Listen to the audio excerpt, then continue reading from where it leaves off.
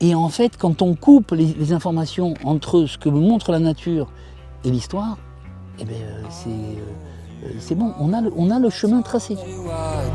It's all I've ever felt. I've never felt so well.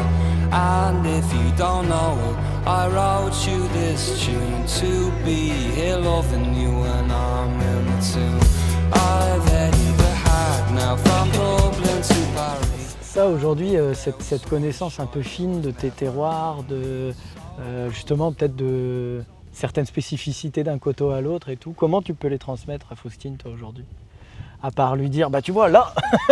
Ah ben si, c'est du contact, hein, c'est du terrain, c'est de dire, bon ben voilà, regarde que quand tu travailles, eh ben, il ne faut pas travailler trop profond. Donc le cheval, c'est très bien. Pourquoi? Parce que le cheval, on n'a pas 300 chevaux derrière. Ouais. On a un cheval devant. Donc c'est Ouais, pas. elle nous Et en a, on va elle nous en a travailler. parlé. Et on va c'est travailler physique. et on va travailler au bon moment. C'est-à-dire Ouais. que si la terre est trop dure, la charrue va pas rentrer. Ouais. D'accord? Si c'est trop mouillé, la charrue va se planter et le cheval va pas tirer. Mais ça implique quand même d'avoir une fenêtre de tir du coup très courte. C'est pour ça qu'on s'est organisé et que je travaille avec un prestataire et que moi j'ai une jument, mais on a aussi un prestataire qui vient et du coup on travaille avec 2-3 chevaux, ça dépend. Justement pour être réactif. Réactif à ce Hein? moment-là. Voilà, surtout quand on fait le premier butage, parce que c'est ce qui va tout enclencher. Parce que là, on a fait un butage, là maintenant on a fait un décavaillonnage, Ouais. et on va refaire un butage. Mais si tu veux, la terre, elle est déjà... Bon, puis là, ça fait 15 ans quand même qu'on travaille au cheval. Hein, donc, meuble, tu vois, ouais. c'est... Ça bouge bien. Ouais. Voilà. Mais, et tout ça, si tu veux, le truc qu'il faut quand même comprendre, et ça c'est vraiment... primordial, mais en même temps impératif, il n'y a pas le choix. C'est qu'il faut laisser le temps au temps. C'est-à-dire que les choses, elles se font progressivement. Et ça ne sert à rien de dire, aujourd'hui malheureusement, parce que moi je fais une différence entre un vigneron et un viticulteur. J'étais sûr que tu allais là-dessus. D'accord? Hein? Le vigneron, c'est un paysan. Ouais. Le viticulteur, c'est un bricoleur. Oui, oui. C'est la différence qu'on faisait avec cultivateur. Tu vois, qui Mais bien sûr, cultive le mais sol, bien sûr, mais bien sûr. Mais le paysan, il y a une notion de pays, il a plus cette observation qu'a le paysan de regarder la nature, la lune, le soleil, les vents, enfin tout ça. Les gens connaissaient tout ça avant. Ouais. Hein. Et moi, pourquoi je parle du deuxième pilier, le pilier historique, c'est que je travaille avec un ami qui est historien de la faculté de Dijon, qui travaille avec le CNRS de Dijon, qui vient en Corse, pas que pour moi, pour beaucoup de gens. Et c'est lui, par exemple, qui m'a parlé de Vavilov. Ouais. Faustine nous en a voilà, parlé. Ouais. C'est lui. Et en fait, quand on coupe les informations entre ce que me montre la nature et l'histoire, eh ben, c'est bon, on a le chemin tracé. Ouais. Le problème, c'est que nous, les maladies aujourd'hui, merci les Américains, c'est l'oïdium et le mildiou. C'est des champignons. Ouais. Donc les champignons, qu'est-ce qu'ils aiment? Ils aiment l'eau, l'humidité. Bien sûr. Donc si tu conserves un système humide et en plus avec un vrai problème de circulation de sève, parce que quand tu as un bulbe racinaire, les racines ne vont plus plonger. Donc toi par contre tu veux avoir des vignes à 3 mètres de haut. Enfin j'exagère, mais avec vraiment du feuillage, pour la photosynthèse, machin. Bon, mais sauf que quand la sève doit redescendre, il n'y a pas la place. Ouais. Donc c'est un vrai sujet. Du coup, on va développer encore plus rapidement les maladies, et surtout les maladies du bois. Parce que tu sais que la vigne, c'est une pompe. Hein, une pompe bivalente. C'est-à-dire que la sève monte au printemps et descend à l'automne. Ouais. Hein. Mais imagine une pompe, il faut que les deux tuyaux soient identiques, surtout quand elle est bivalente. Si tu as un plus fin que l'autre, voilà, tu as tout compris. D'accord? Ouais. Dans un sens, il n'y a pas de problème. C'est-à-dire que quand la sève monte, il n'y a pas de problème. Par contre, quand ça redescend, ça bouche. Et là, AVC. Et là, voilà. Voilà. Non, mais c'est ce qui va se passer de plus en plus. C'est-à-dire qu'avec l'irrigation, tu auras de plus en plus de maladies du bois, de maladies parce que ça ne fonctionne pas. Tout ça, c'est des trucs que, pour moi, enfin, en tout cas, je ne cherche même pas à convaincre, je cherche même pas. C'est juste évident. Voilà. Ouais, bien sûr.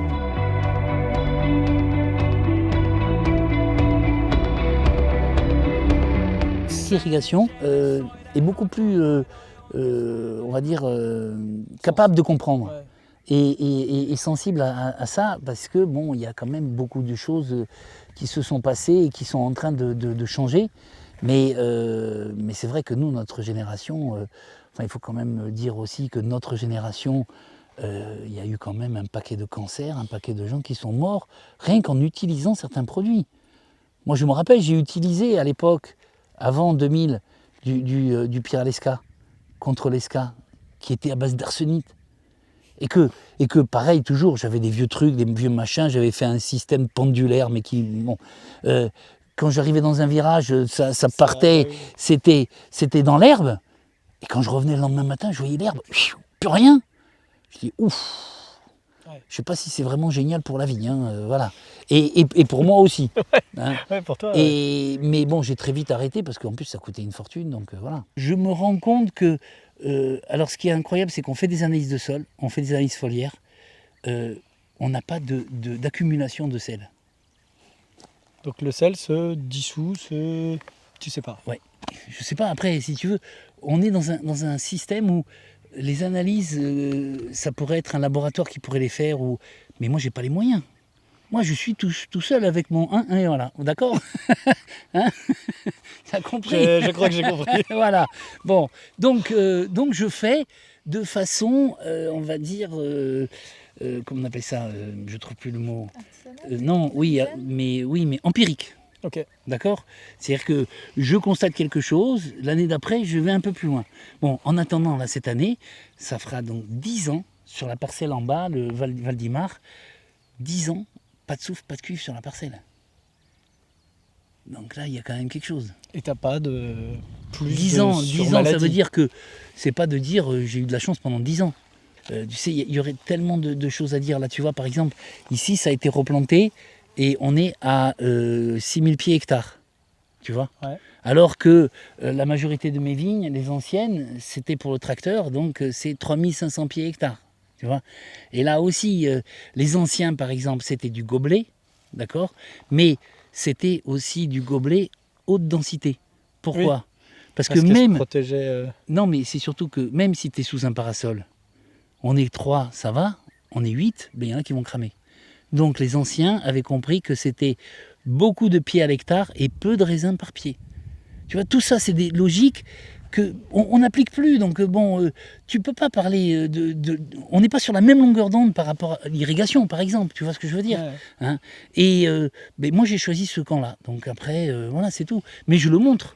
Et je vois en plein été les gens qui viennent sur le domaine et qui me disent oh, mais c'est pas possible. Moi, j'ai quelqu'un qui m'a dit mais c'est pas possible, t'arroses la vigne la nuit. Parce que c'est pas possible qu'elle soit verte comme ça. C'est donc ça bon. que fait Faustine depuis qu'elle est revenue. Aujourd'hui, par exemple, on mélange, oui, c'est ça. Elle s'occupe de l'arrosage de nuit. De nuit, Voilà. Roberto. Ouais. Faut pas oublier qu'aujourd'hui, le prochain problème de l'agriculture, c'est l'eau. C'est l'eau, bien sûr. Eh oui. Et entre mourir et nourrir, il va y avoir un... Ah mais c'est garanti, hein, les gens Ouais. vont se battre. Hein. Ouais. Les gens vont se battre. Dans les villes, les gens vont se battre. Bah, il n'y aura plus personne dans Hein. les villes, d'ailleurs. D'ailleurs, Steiner a dit, à ce sujet, il faut savoir, Steiner avait dit aussi, un jour on fera manger de la viande à une vache et elle sera folle. Et il a donné tout le process de la vache folle. Hein. Et Steiner a dit aussi, malheureusement, les hommes vont dans les villes pour mieux mourir. À bon entendeur, salut. Voilà. Il y a quelque chose qui choque le regard de quelqu'un qui se dit avoir déjà vu des vignes.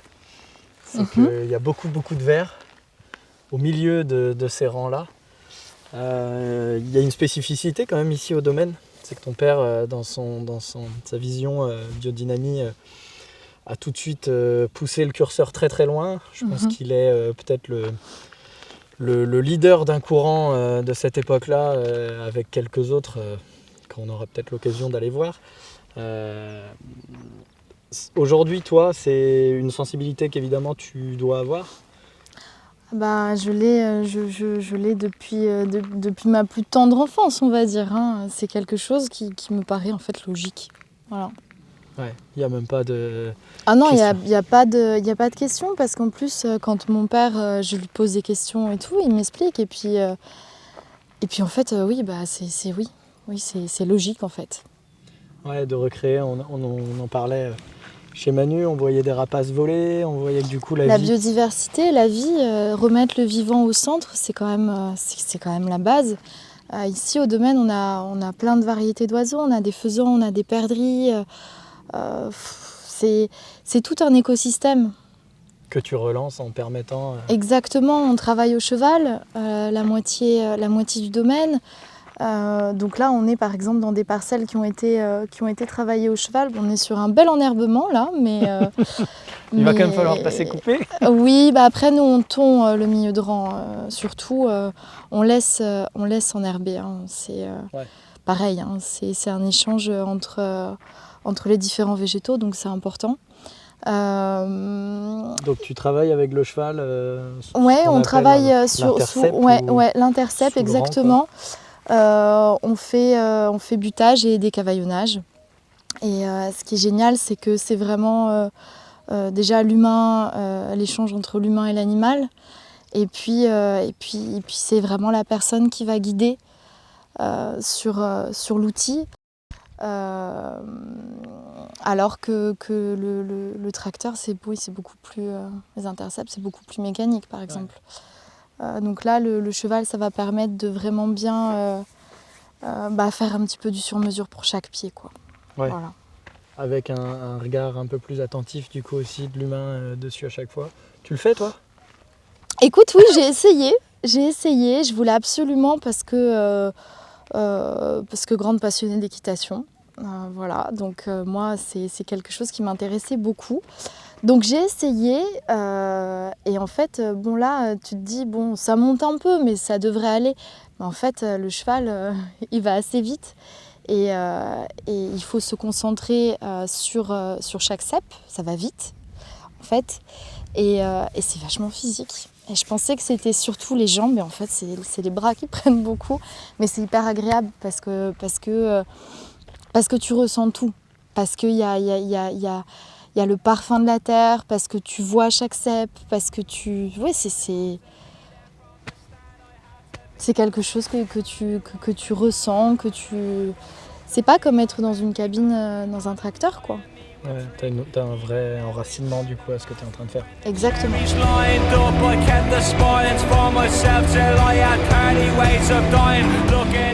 Oui, il y a un côté un peu solennel, un peu cathédrale, tu disais.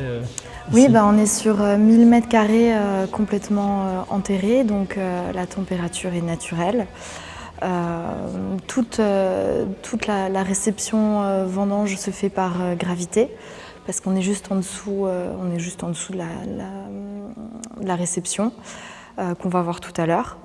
En face, on a le premier mur de la toute première cave qu'avait fait mon grand-père, qui était à l'époque un labo et pas une cave encore. Donc c'est un endroit où il se passe beaucoup de choses. C'est un endroit un petit peu solennel, on va dire. Pour retracer un peu l'historique du domaine, ton grand-père fonde le domaine dans ce qu'il est aujourd'hui ou... Le domaine existe depuis 4 générations. Et mon grand-père, qui était président de la Chambre d'agriculture de Corse, a beaucoup fait pour l'expansion et le développement du domaine.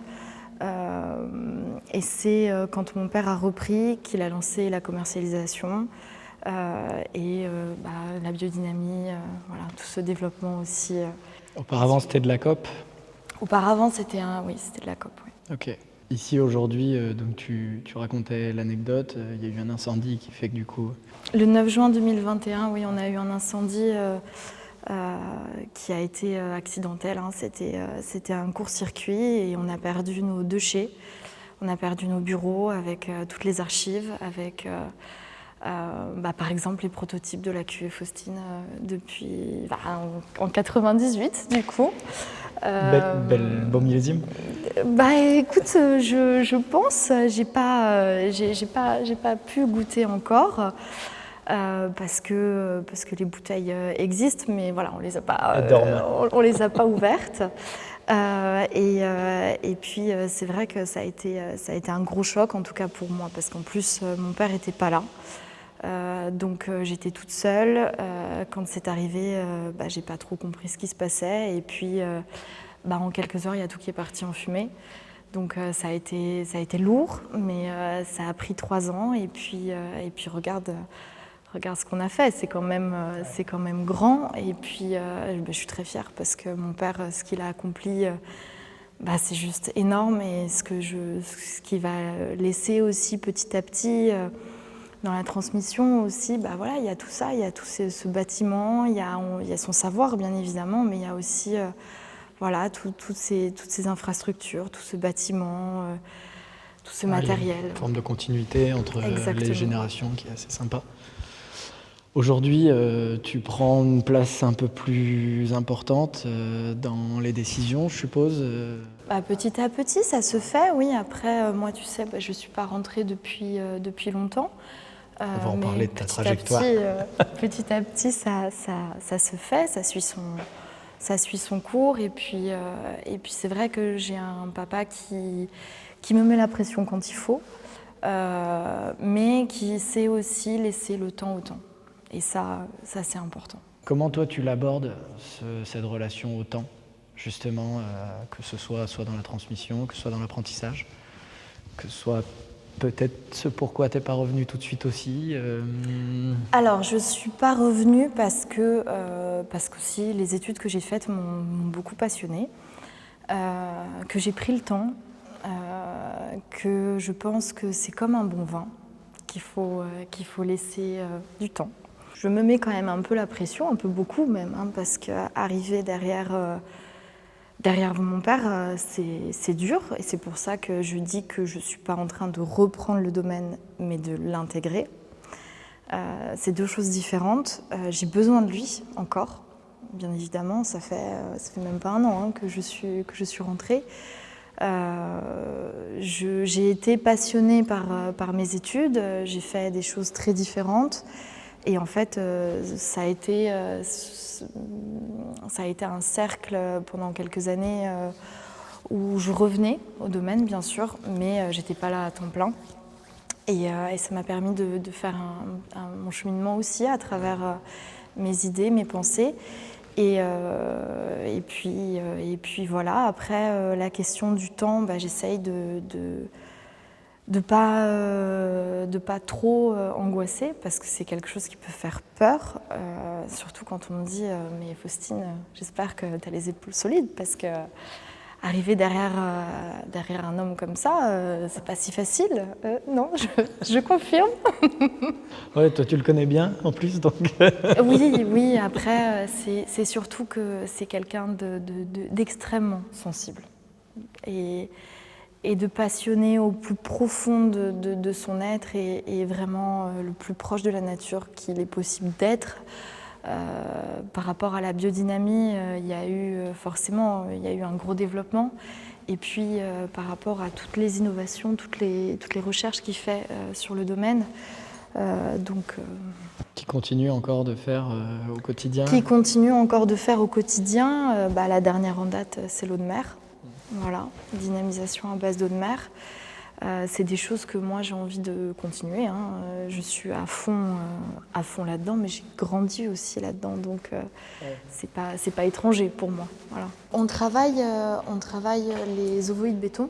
Ouais. On travaille dans des œufs béton depuis maintenant des années. D'ailleurs, ceux que tu as vus à l'extérieur, c'est ceux de l'incendie qu'on a gardés. Malheureusement, on peut plus mettre de vin à l'intérieur, forcément. Donc on a acheté des nouveaux œufs dans lesquels on fait les cuvées générales, diplomates. Voilà, ça apporte une belle minéralité à nos blancs. Et puis ici, tu vas retrouver aussi tous les rouges, parce que nos rouges, on les travaille en demi-muit. Pour la plupart. Et puis je vais te montrer la nouvelle cuvée. Donc la nouvelle cuvée qui s'appelle Chiesa di Mar, qui est en fait un hommage à ma grand-mère. Chiesa encore, ça veut dire l'église. Donc c'est l'église en bord de mer. C'est la dernière cuvée qu'on a fait en blanc. En fait, c'est à partir de vignes traitées à l'eau de mer. Donc on avait 2 cuvées et on en a sorti une 3e, donc en blanc. Donc c'est son tout premier millésime et on le travaille en foudre Taranceau. Voilà. Tu sortiras combien de bouteilles pour donner une idée aux Pas gens beaucoup, un peu pas beaucoup, entre 700 et 800 bouteilles. Donc c'est vraiment la petite... Ah oui, là c'est vraiment la nouveauté. C'était quelque chose que mon père voulait vraiment faire. Bon, il a commencé sur les rouges, donc Valdimar, qui est un 100% Carcagnolo Nero, et Montemar, qui est notre 100% Chacarel. Et pour te dire, ça fait 10 ans qu'on fait une dynamisation à l'eau de mer sur nos vignes. Et ça fonctionne. C'est les plus belles parcelles du domaine. Donc voilà. Ensuite, tu as, depuis 2022, donc après l'incendie, on a fait l'achat d'un presseur vertical, ce qui permet d'accentuer encore plus le côté fruité qu'on va retrouver sur nos rouges. Sur donc, les extractions qui sont... sur le Faustine, sur le Montebianc, tous nos rouges en fait, on passe dans ce pressoir. La pression est beaucoup plus lente, donc forcément une meilleure extraction. On revient finalement aux méthodes de presse à l'ancienne. Bah, tu sais, au domaine, on travaille beaucoup avec ce que faisaient les anciens. Ouais. On s'intéresse énormément à la partie historique. Mon père travaille avec un historien, Fabien Gaveau. Ok. Qui, Pour revenir un peu sur toute l'histoire, toute la trajectoire historique de la viticulture ou spécifiquement la viticulture corse? Non, spécifiquement Corse, parce que après sinon ça fait un peu large. Et c'est aussi grâce à Fabien qu'on s'est aperçu qu'en fait les anciens plantaient en bord de mer. Et c'est aussi ce cheminement qui a fait que de l'eau de mer, la dynamisation à l'eau de mer, exactement. Ok. Voilà. Et après, donc, tu as nos troncs coniques, dans lesquels passent Montebianc, Ministre, Valdimar et Montemar aussi. Voilà. Tonellerie Rousseau qu'on embrasse, qu'on est allé voir en Bourgogne. Je ne sais pas si tu as déjà vu la fabrication d'un... Non, malheureusement, non. J'ai été en Bourgogne, malheureusement, non. J'ai pas, je te conseille de faire un petit crochet, un de ces 4, c'est hyper impressionnant. Il te chauffe ça pendant des jours. Ah, mais c'est un vrai savoir-faire, c'est sûr que j'aimerais beaucoup voir. Ouais. Et puis, la partie cuverie inox avec les toutes premières cuves qu'on a eues au domaine, donc les cuves béton. Cuves béton, ouais. Qui sont principalement réservées aux Faustines rouges. Aujourd'hui, Faustine, ça représente... déjà, c'est toi. Ah bah c'est la majorité de la production. Après, on fait plus de rouge que de blanc sur le domaine, et c'est la majorité de la production.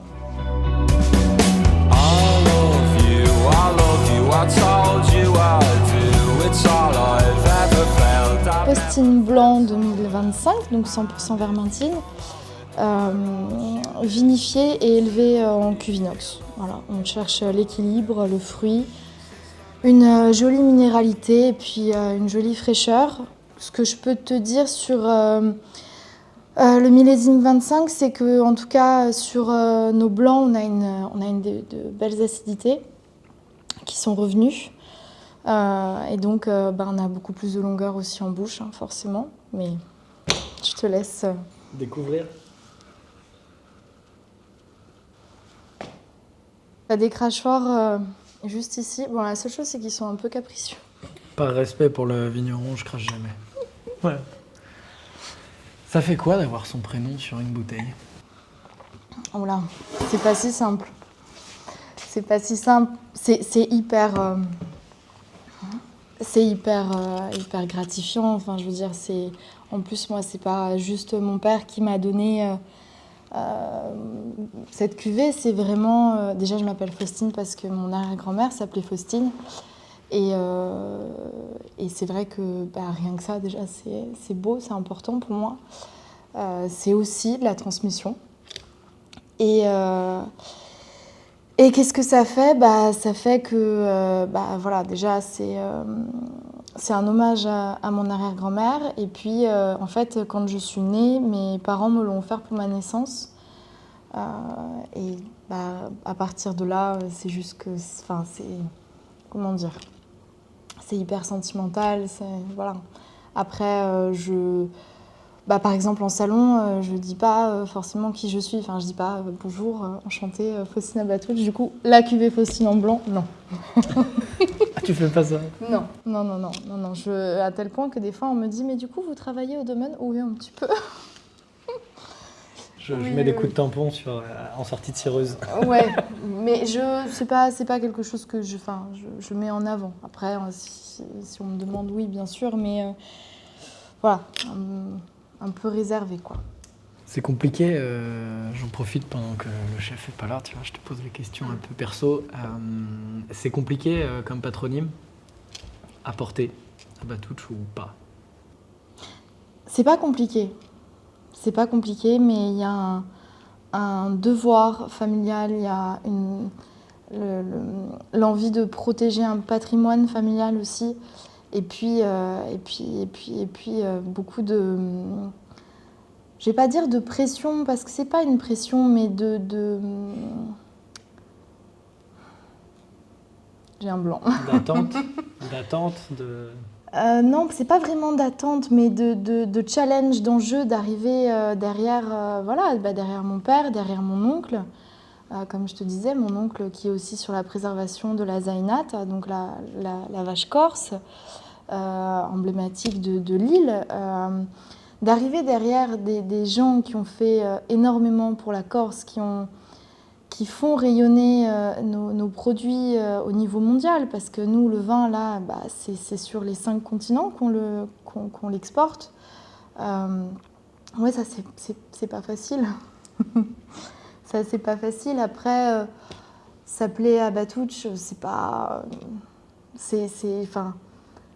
moi, je suis honorée. Enfin, c'est juste incroyable, parce que mes ancêtres ont fait des choses juste... ouais, absolument grandiose. Je veux dire, on parlera après du général, du diplomate, du ministre, mais c'était des gens très importants à l'époque. Ouais, je dirais que je suis honorée. Après, mais ça t'oblige? Forcément...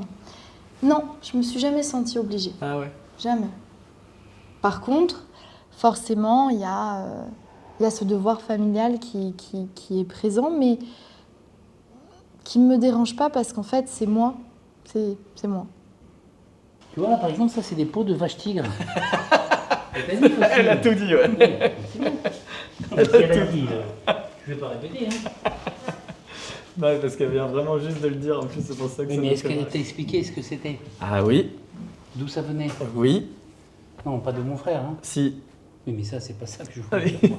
Ah oui, non, que c'était la vache j'ai corse. pas dit que ça venait de Jacques, j'ai dit que Jacques l'avait préservé. Ouais. Oui, mais en fait, c'est surtout que... Non, mais ça revient à notre histoire, toujours, ça, c'est les vaches, on appelle ça encore zainat. Et zaïn, ça veut dire vache en arabe. Pourquoi? Parce que c'est des vaches qui venaient, quand ils faisaient les razzias, ils avaient toujours leur garde-manger sur le bateau. Le garde-manger, c'était une vache et un veau. Parce que tant qu'il y avait le veau, il y avait du lait. Après, s'il fallait, ils mangeaient le veau. Et en dernier recours, ils mangeaient la vache. Après, il fallait rentrer. Parce que C'était pas bon pour le bateau. Voilà. Mais en fait, comme ils nous attaquaient, enfin, ils venaient régulièrement se servir, il y a des vaches qui se barraient. Et qui sont montées après dans les montagnes, dans le maquis. Et en fait, ça, c'est la brune de l'Atlas saharien. Ok. C'est des petites vaches hyper rustiques et qui se sont, du coup, qui étaient capables de s'adapter sur un terrain comme ça sans problème. Pénard, oui. Là, Ouais, si prends tu une- fais le Sahara. une charolaise, Oui, elle est pas bien.